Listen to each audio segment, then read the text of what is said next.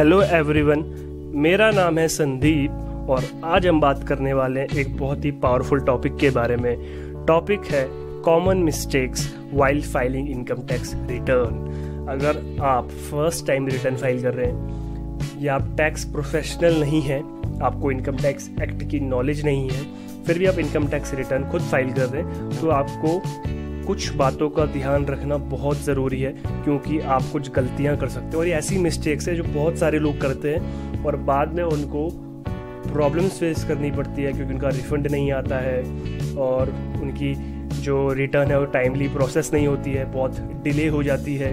कई बार income tax का notice भी आप पे आ सकता है। सो ऐसी मिस्टेक से आप ज़रूर बचें और अपने इनकम टैक्स रिटर्न बहुत अच्छे से फाइल कर सकते हैं। शुरू करने से पहले मैं आपको बता दूं, अगर अभी तक आपने हमारा YouTube चैनल सब्सक्राइब नहीं किया है सो तुरंत सब्सक्राइब करें और हमारी YouTube फैमिली का हिस्सा बन जाइए। इसमें आपको इनकम टैक्स, अकाउंटिंग और GST से रिलेटेड वीडियोस मिलती रहेंगी, सो स्टे कनेक्टेड। चलिए शुरू करते हैं। Selection of wrong ITR form, क्योंकि ये है असेसमेंट ईयर 2017-18, हम रिटर्न फाइल कर रहे हैं फाइनेंशियल ईयर 2016-17 की। तो इस साल इनकम टैक्स के जो फॉर्म्स है, ITR के फॉर्म्स है, उसमें कुछ चेंजेस आया है, फॉर्म के नेम चेंज हो गए हैं, तो वो आपको जानना बहुत ज़रूरी है। अगर आप गलत फॉर्म फाइल कर देंगे तो फिर आपको आगे इनकम टैक्स का नोटिस भी आ सकता है। सो हम सीरियल वाइज बात करेंगे कौन सा फॉर्म आपके लिए एप्लीकेबल होगा, लेकिन जो दो मेजर चेंजेस है, अगर आप हैं प्रोपराइटर और आपकी है प्रोपराइटरशिप फर्म, वहाँ से आपके पास इनकम आती है, तो आपके पास दो ऑप्शन है, आप दो फॉर्म फाइल कर सकते हैं, दो में से कोई एक। अगर आप अपने अकाउंट्स रेगुलरली मेंटेन नहीं करते हैं, आपका टर्नओवर 2 करोड़ से कम है, तो आप फाइल कर सकते हैं ITR 4 प्रिजम्पटिव बेसिस पे, यानी कि इसमें आप जो टर्नओवर शो करेंगे वो एस्टिमेटेड टर्नओवर होगा और जो इनकम शो करेंगे अपने हिसाब से वो भी एस्टिमेटेड होगी, क्योंकि आप अपने अकाउंट्स रेगुलरली मेंटेन नहीं करते हैं। अगर आप जो भी ट्रांजैक्शंस करते हैं, जो आपकी सेल्स हो रही है, जो आपका टर्नओवर है, अगर बैंक के थ्रू जो आपका टर्नओवर है, जितना भी टर्नओवर आ रहा है, सपोज आपने टर्नओवर शो किया अपना 10 लाख, जो कि पूरा बैंक के थ्रू ट्रांजैक्शंस थी, तो एटलीस्ट उसका 6% आपको अपनी इनकम शो करनी पड़ेगी। या आपने टर्नओवर शो किया 10 लाख बैंक के थ्रू और 5 लाख कैश में, तो 5 लाख जो आपने कैश में शो किया है उसका 5 लाख का एटलीस्ट 8% आपका प्रॉफिट होना चाहिए, इनकम होनी चाहिए। अगर आपका है लॉस तो आप या तो ITR 3 फाइल करें, फिर आप उसमें प्रॉपर अपना profit and loss account show करें, बैलेंस शीट शो करें, या अगर आप फिर भी ITR 4 फाइल करना चाहते हैं तो आपको चार्टेड अकाउंटेंट से वेरीफाई कराना होगा, ऑडिट कराना होगा, तब आप ITR 4 फाइल कर सकते हैं लॉस में दिखा के। बट जनरली ऐसा होता नहीं है, जनरली लोग 6% 8% प्रॉफिट शो करते हैं और ITR 4 फाइल कर सकते हैं। फॉर एग्जांपल आपका है, आपने दिखाया अपना 7 लाख का टर्नओवर, तो 7 लाख में से सपोज आपने दिखा दी अपनी इनकम 3 लाख, तो 3 लाख तक तो इस साल वैसे ही आपका कोई टैक्स नहीं लगेगा, 3 लाख तक 0 अमाउंट का टैक्स लगेगा। सो आप ITR 4 फाइल कर सकते हैं। अगर आपको सीखना है कैसे ITR 4 फाइल करनी है स्टेप बाय स्टेप प्रोसीजर के साथ, ये वीडियो हमने ऑलरेडी बना रखी है, इसका लिंक डिस्क्रिप्शन में अवेलेबल है। वहीं ITR 3 है प्रोपराइटर्स के लिए है। अगर आपका टर्नओवर चाहे 2 करोड़ से ज़्यादा हो चाहे 2 करोड़ से कम हो, आप अपने अकाउंट से रेगुलरली मेंटेन करते हैं, तो आप ITR 3 फाइल कर सकते हैं, जिसके अंदर आपको अपना profit and loss account and balance sheet show करना पड़ेगा। और एक खास बात, ITR 4 आप सीधे ऑनलाइन फाइल कर सकते हैं, लेकिन ITR 3 के लिए आपको इनकम टैक्स वेबसाइट से एक यूटिलिटी डाउनलोड करनी पड़ेगी, या तो जावा यूटिलिटी या एक्सेल यूटिलिटी जो वहाँ पर अवेलेबल है, और उसके थ्रू फिर आप ITR 3 फाइल करेंगे। ITR 1, अगर आपकी income from salary 50 lakh rupees से कम है तो आप ITR 1 फाइल करेंगे। या अगर आपकी इनकम है फ्रॉम 1 हाउस प्रॉपर्टी, सिर्फ आपके पास एक ही हाउस प्रॉपर्टी से आपकी इनकम आ रही है, रेंटल इनकम है या आपने उसे लीज पे दे रखा है, तो आप फाइल करेंगे ITR 1। या आपकी है income from other sources. Income tax में 5 सोर्स ऑफ इनकम बताए गए हैं। Number 1 is income from salary, number 2 house property, number 3 business और प्रोफेशन, और number 4 capital gain, number 5 income from other sources. अगर अदर सोर्सेज की इनकम है तो भी आप ITR 1 फाइल करेंगे। वहीं ITR 2 फाइल आप तब करेंगे जब आपकी सैलरी इनकम 50 लाख रुपीज़ से ज़्यादा होगी, तो ITR 2 फाइल करनी है।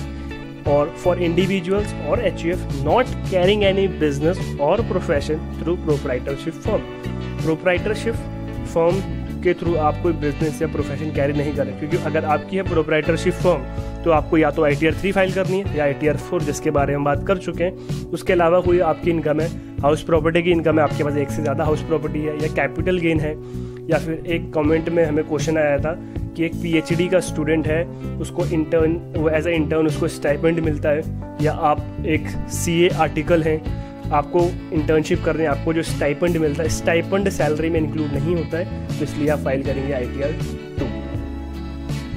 वहीं ITR 5 is applicable for person other than company, HUF, individual के अलावा, या कोई ऐसा पर्सन है जो ITR 7 फाइल कर रहा है। ITR 7 एक बिल्कुल एक्सेप्शन है, कुछ स्पेशल कंपनीज है जिनके बारे में बात नहीं कर रहे हैं, सो वो पर्सन ITR 5 फाइल करेंगे। तो ITR 5 बेसिकली एप्लीकेबल होगी पार्टनरशिप फर्म्स के लिए, तो पार्टनरशिप फर्म्स फाइल करेंगी ITR 5, और ITR 6 एप्लीकेबल होगी कंपनीज के लिए। सो ये हमने देख लिया कौन सा फॉर्म किस पर्सन के लिए, किस SSC के लिए एप्लीकेबल होगा।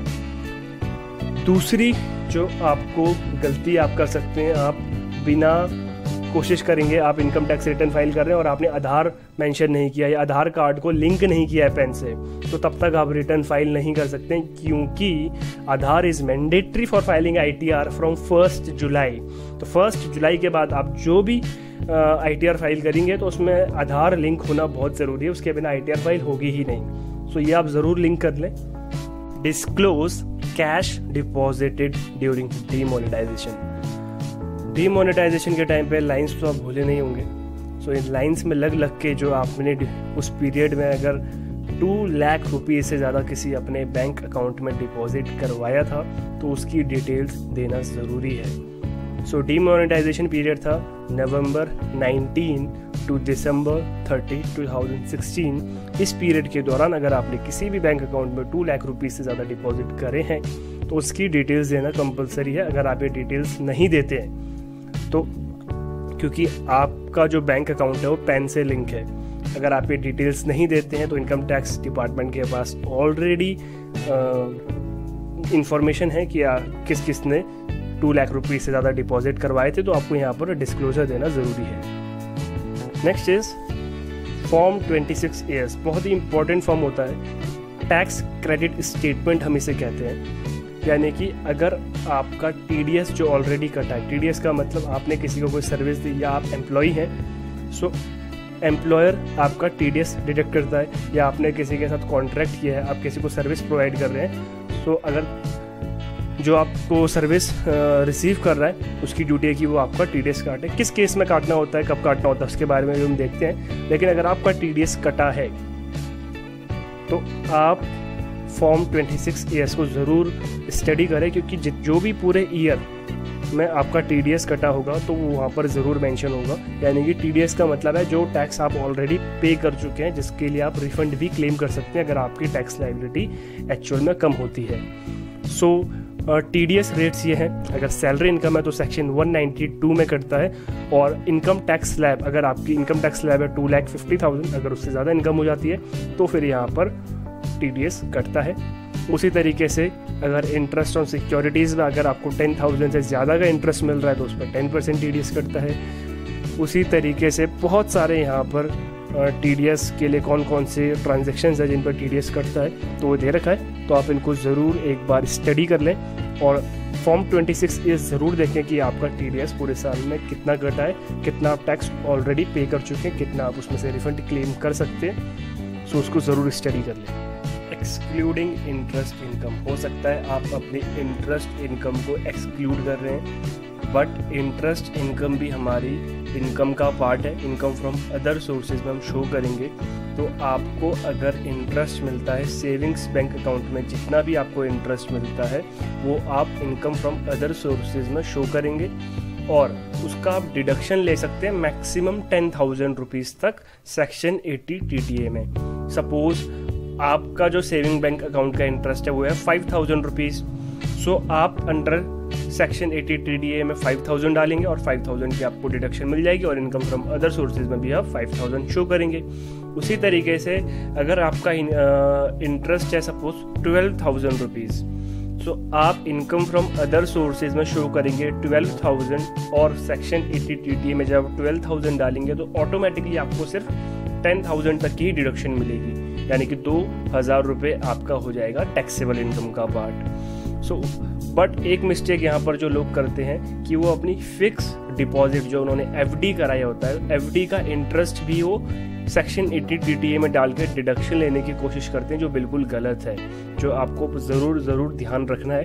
क्योंकि फिक्स डिपॉजिट का अगर आपको इंटरेस्ट मिलता है तो वो आप शो करेंगे अंडर सेक्शन 80C में, और 80C में ही जो मैक्सिमम लिमिट है 1,50,000 तक की है, और 80C में जब आप फिक्स डिपॉजिट का इंटरेस्ट शो करेंगे तो वो फिक्स डिपॉजिट का इंटरेस्ट आपको तभी मिलेगा जब वो FD मिनिमम 5 साल के लिए आपने कराई होगी।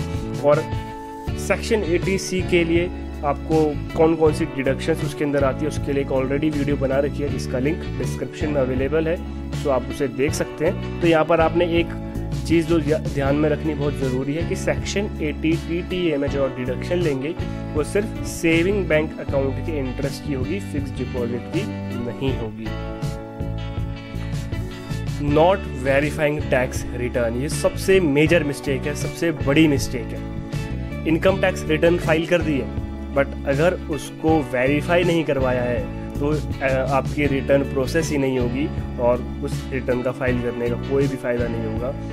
वो रिटर्न का आपको ना, अगर आपने रिफ़ंड के लिए क्लेम करने के लिए इनकम टैक्स रिटर्न फाइल करी थी, तो रिफ़ंड आपका नहीं आएगा जब तक इनकम टैक्स रिटर्न जो आपने फाइल करी है वेरीफाई नहीं होती है, और 120 दिन के अंदर अंदर आपने उसे वेरीफाई करना है।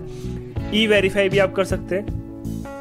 अगर आपके पास आधार कार्ड में रजिस्टर्ड नंबर है उस पर एक 1 टाइम पासवर्ड जाएगा और उस 1 टाइम पासवर्ड को एंटर करके आप तुरंत ई-वेरीफाई कर सकते हैं, या फिर आप EVC जनरेट कर सकते हैं। इलेक्ट्रॉनिक वेरिफिकेशन एक नंबर होता है, EVC जनरेट कर सकते हैं अपने बैंक अकाउंट के थ्रू, नेट बैंकिंग के थ्रू, या आपके पास ऑप्शन नंबर 4 है, I would like to send ITR verification form and या ई-वेरीफाई लेटर। या तो आप बाद में ई-वेरीफाई कर ले, या फिर अगर आप ई-वेरीफाई नहीं कर सकते हैं तो आप ITR-V यानी कि ITR वेरिफिकेशन फॉर्म आप डाउनलोड करेंगे, उसको साइन ज़रूर करना है। बिना साइन करे आपने उसे नहीं भेजना, आप उसे साइन करेंगे और फिर आप उसे भेज देंगे centralised processing centre CPC Bangalore, income tax department का बेंगलोर में सेंट्रल प्रोसेसिंग सेंटर है CPC, वहाँ पर आप उसको बाय पोस्ट भेज देंगे 120 दिन के अंदर अंदर।